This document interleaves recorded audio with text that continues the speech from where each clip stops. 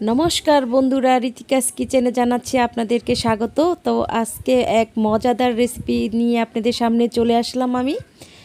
তো রেসিপিটি দেখে বুঝতেই পাচ্ছেন কত লোভনীয় হয়েছিল। তো হ্যাঁ, আজকে আমি আপনাদের সামনে নিয়ে আসলাম তান্দুরি চিকেন রেসিপি। তো আজকে আমি প্যাকেটের মশলাটি দিয়ে রেসিপিটি বানিয়ে আপনাদেরকে দেখাবো। তো আশা করি আপনাদের অনেক ভালো লাগবে এবং আমার রেসিপিটি ফলো করলে একদম পারফেক্ট একটি তান্দুরি চিকেন আপনারা বানিয়ে ফেলতে পারবেন। তারপর আমি প্রথমে চিকেনগুলোকে, এটা ব্রয়লার চিকেন, তো চিকেনগুলোকে আমি ভালো মতো ধুয়ে পরিষ্কার করে ভালো মতো ছুরি দিয়ে চারপাশ কেটে নিচ্ছি, কারণ ভালো মতো কেটে না নিলে মশলাগুলো ভিতরে পারফেক্টভাবে ঢুকবে না।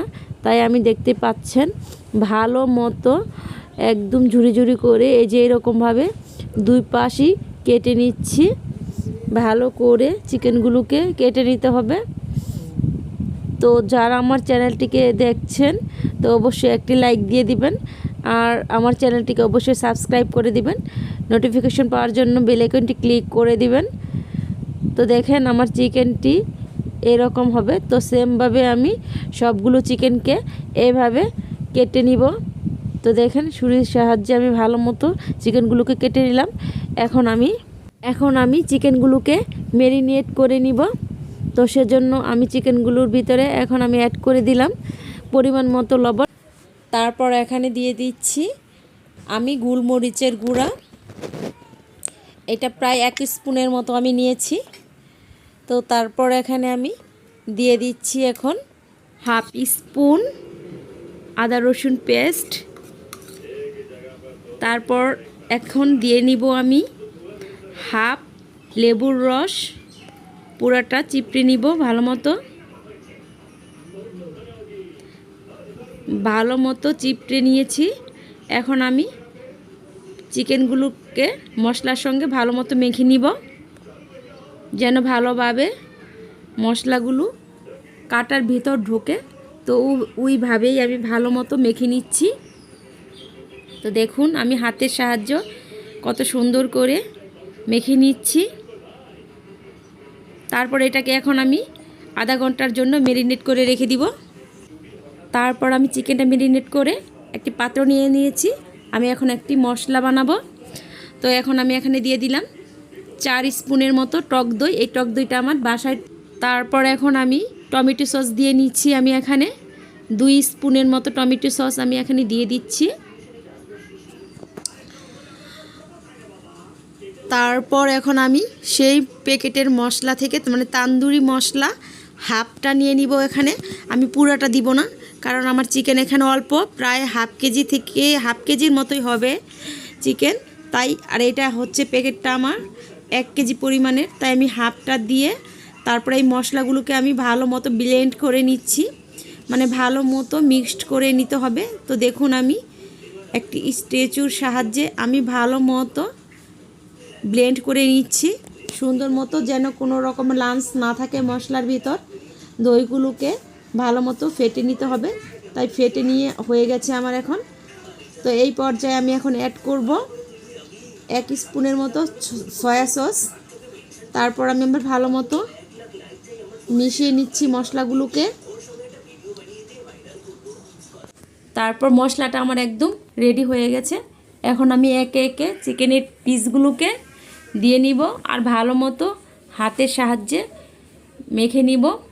তো আপনারা যদি এইভাবে ফলো করেন আমার রেসিপিটা, তো একটা পারফেক্ট তান্দুরি চিকেনের রেসিপি আপনারাও বাড়িতে করে ফেলতে পারবেন। তো আশা করি রেসিপিটি আপনাদের অনেক ভালো লাগবে। তারপর দেখুন আমি একে একে সবগুলো চিকেনকে মেখে নিচ্ছি। তারপর চিকেনগুলো একদম আমার মাখা হয়ে গেছে। তো এই পর্যায়ে আমি একটু 2 স্পুনের মতো তেল দিয়ে দিচ্ছি, রেগুলার তেল দিয়ে এটাকে আমি ম্যারিনেট করে রেখে দিব। 1 ঘন্টার জন্য রাখবো। আপনারা চাইলে আর একটু বেশি সময় রাখতে পারেন। তারপর চুলায় আমি এখন একটি কড়াই বসিয়ে দিয়ে পরিমাণ মতো তেল দিয়ে নিচ্ছি, প্রায় 4 চামচের মতো তেল দিয়ে নিয়েছি।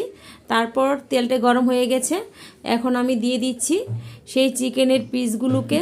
তো এই পর্যায়ে আপনারা চুলার আঁচটাকে একদম মিডিয়ামে রাখবেন, বেশি হাই হিটেও রাখবেন না আর লুতেও না, কারণ বেশি লুতে রাখলে তো চিকেনের ভিতর থেকে জল ছেড়ে দিবে আর ভালো লাগবে না, উপরে ড্রাই হয়ে যাবে, ভিতরে জুসি ভাবটা চলে যাবে। সেজন্য মিডিয়াম হাইতে রেখে তারপর আপনারা এই চিকেনগুলোকে ফ্রাই করে নেবেন ভালো মতো করে।